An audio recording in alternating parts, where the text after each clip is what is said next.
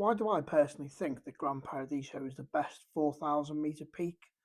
Follow this video to find out. I'm going to take you along an ascent of Gran Paradiso in the Italian Alps, and standing at 4,061 metres, it's the only 4,000 metre peak entirely in Italy. I think an ascent of this can be underestimated. We'll go into the video why and show you some of the photographs, but you'll be heading up from the valley and staying in the Rifugio Chabod, and then we'll make our ascent the next morning. The journey begins down in the valley with a steady hike through large forest and alpine pastures.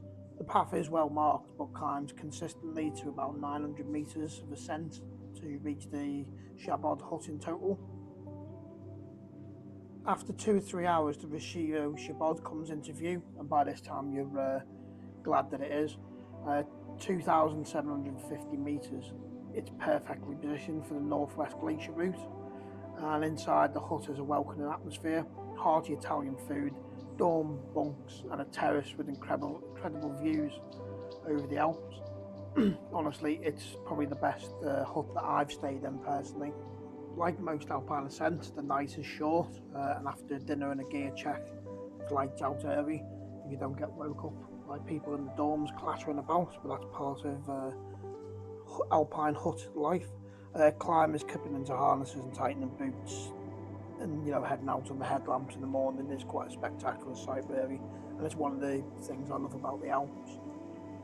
From the hut, the route climbs steadily up moraine slopes which are quite steep before stepping onto the Laveciau Glacier.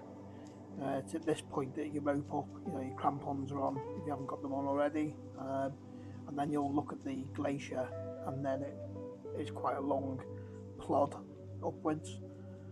Once the views break at dawn, it's incredible. You can see peaks stretching from Italy, France and Switzerland. Honestly, it's a fantastic place to be first thing in the morning, and that's one of the things why I think this is one of the best alpine mountains, because it's got the whole range from starting basically in the valley. You've got to climb up to the hut, sleep in the hut overnight, and then you're out onto the glacier and up the moraines and stuff like that first thing in the morning, so you catch these types of sunrises. It's fantastic.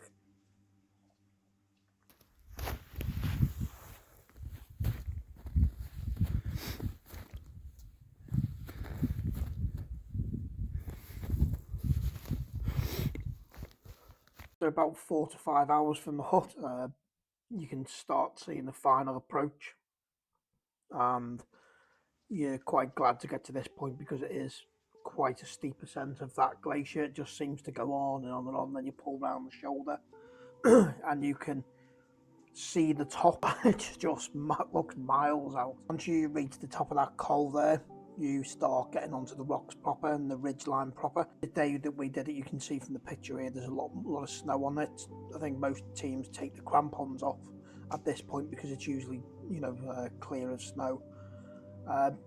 This is where they get a bit interesting for Del, who's not done as much mountaineering experience and had only done 2 alpine mountains, which was 2 to 3 days previous to that.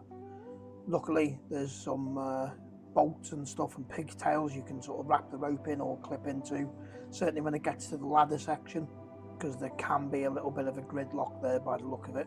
Luckily for us, there was only us 4 on the mountain this time on the summit, and it worked really well.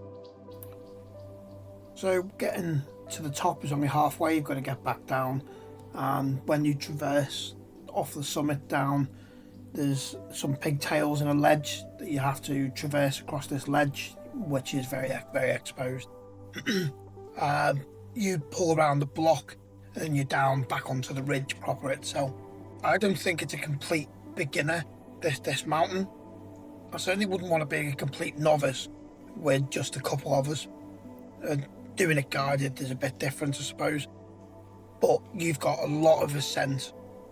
You've got a long day out, there's lots of crevasses down the bottom, you've got that exposed section on the top, the ladder section, which can get quite congested by the look of it. But yeah, the Chabod hut, absolutely fantastic. We stayed another night rather than coming back down so we could have a few beers and stuff, because it was our last night in the Alps. Well, it was last night in the mountains anyway. We had another night in Aosta. But yeah, I think for me personally, that's why I would say it's my best one so far. The whole range, the whole package, if you like, from climbing up from the valley up to the hut, and then you've got an alpine start, and then you've got huge glacier crossing, the crevasses, nice scrambly bit at the top. The views are absolutely stunning. So yeah, that for me, it's got the whole package. That's why I class it as my best one so far. Thanks a lot for watching. Bye.